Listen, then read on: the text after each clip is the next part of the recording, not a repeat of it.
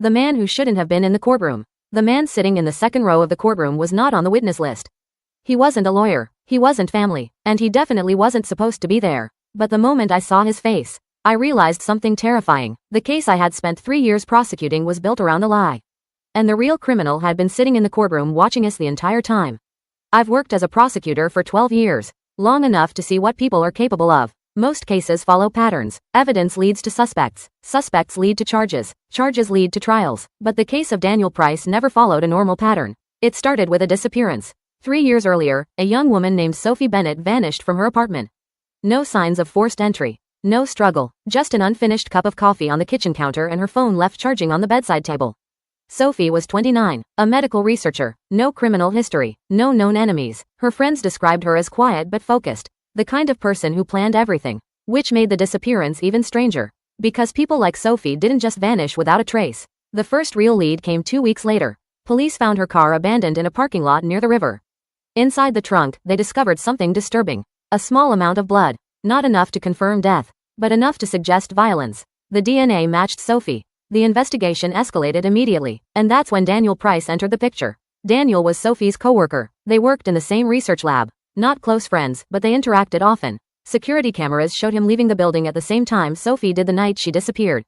Cell tower records placed his phone near the river parking lot, and when detectives searched his apartment, they found something suspicious. A backpack containing gloves, cleaning chemicals, and a knife. The blade had traces of blood. Again, Sophie's DNA. The case looked strong, almost too strong, but in criminal law, you don't always get perfect evidence. Sometimes circumstantial cases are the strongest ones. Daniel was arrested within a month, and when police questioned him, he did something strange. He didn't panic, he didn't shout, he just kept repeating the same sentence. I didn't do this. Most suspects say that, but Daniel said it differently. Not angry, not defensive, just tired, like someone explaining something no one wanted to hear. The interrogation lasted 6 hours. And during those 6 hours, Daniel never changed his story. He said he left work, drove home, went to sleep. He couldn't explain the evidence, but he insisted someone was framing him. At the time, the claim sounded ridiculous, because the evidence kept growing. More forensic analysis linked fibers from Daniel's car to Sophie's clothing. A neighbor reported hearing a woman arguing with a man in the parking lot that night.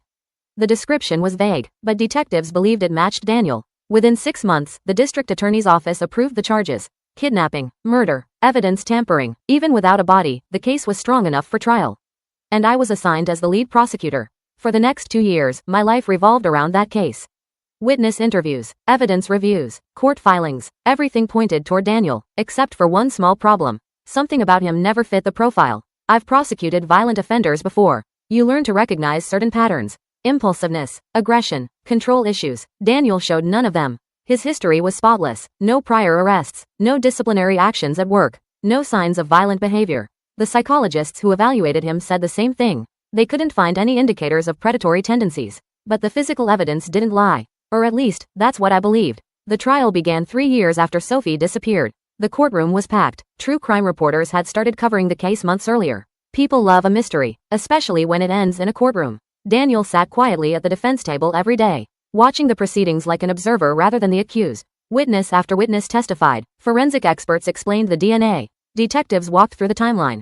The case was clean, structured, convincing. By the end of the 3rd week, I was confident. The jury looked engaged. The defense seemed weak. Everything was going exactly as expected. Until the 4th week. That's when I noticed him. The man in the second row. He had been sitting there all morning. Late 30s, dark jacket, calm expression. He wasn't taking notes like the reporters. And he wasn't reacting emotionally like Sophie's family. He was just watching, carefully, specifically when certain evidence appeared, almost like he already knew what was coming. At first, I ignored it. Courtrooms attract curious people, but the next day, he was there again. Same seat, same quiet attention, watching Daniel more than the witnesses. Something about that bothered me. So during lunch recess, I asked the court clerk if she knew who he was.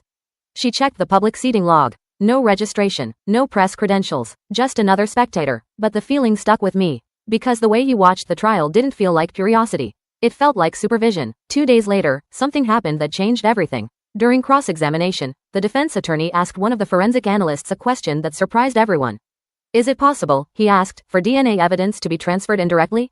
The analyst hesitated. Indirect transfer can occur in rare circumstances. The courtroom murmured. The defense continued. And if someone had access to both individuals' belongings, could that create misleading results? The analyst nodded slowly. In theory, yes. I objected immediately. Speculative, but the question lingered. That afternoon, I looked back at the courtroom. The man in the second row was smiling. Not broadly, just satisfied, and that's when a terrible thought crossed my mind. What if someone had manipulated the evidence? That night, I couldn't sleep, so I reviewed the entire case file again. Every document, every forensic report, every chain of custody log.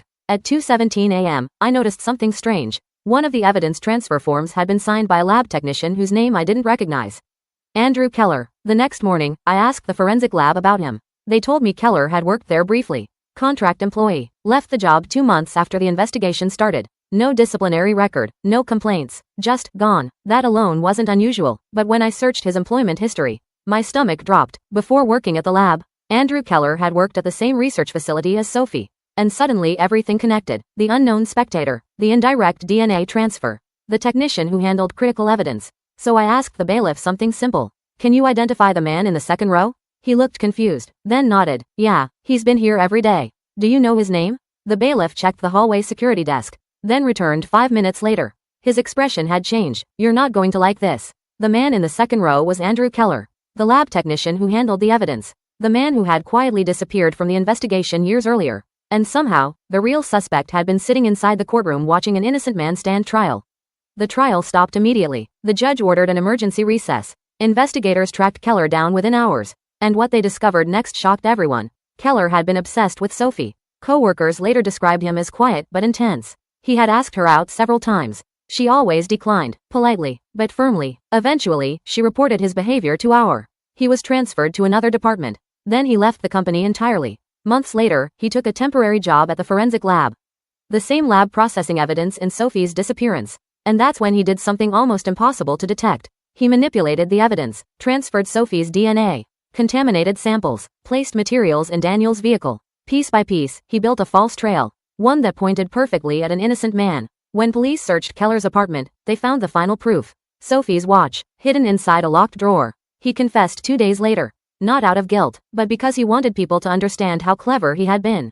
Daniel Price walked out of prison after 3 years in custody. No conviction, no apology big enough to repair what had happened. And Keller? He was sentenced to life in prison. But the part that still haunts me isn't the crime. It's the memory of that courtroom. Because the real killer sat just 20 feet away, listening to every accusation, watching every witness, smiling quietly while another man's life collapsed. And for 3 weeks, no one realized the truth. The criminal wasn't on trial. He was in the audience,